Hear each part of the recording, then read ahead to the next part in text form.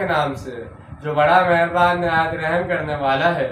اے نبی صلی اللہ علیہ وسلم، ان سے کہیے کون سی چیز ہے جو گواہی میں سے سب سے بڑی ہے؟ پھر خود ہی کہیے کہ اللہ کی گواہی سب سے بڑی ہے۔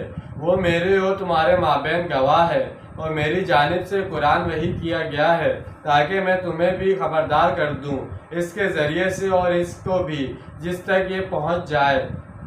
کیا واقعی تم لوگ گواہی دیتے ہو کہ اللہ کے ساتھ کچھ اور بھی الہ ہیں؟ کہہ دیجئے اگر تم سے یہ گواہی دیتے بھی ہو تو میں اس کو گواہی نہیں دے سکتا۔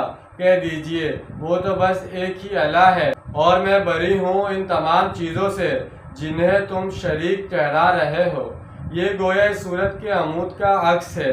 میں پہلے بتا چکا ہوں کہ اس سورہ مبارکہ کا عمود یہ مضمون ہے کہ مشرکین کے مطالبے پر ہم کسی قسم کا حسی معاوضہ نہیں دکھائیں گے۔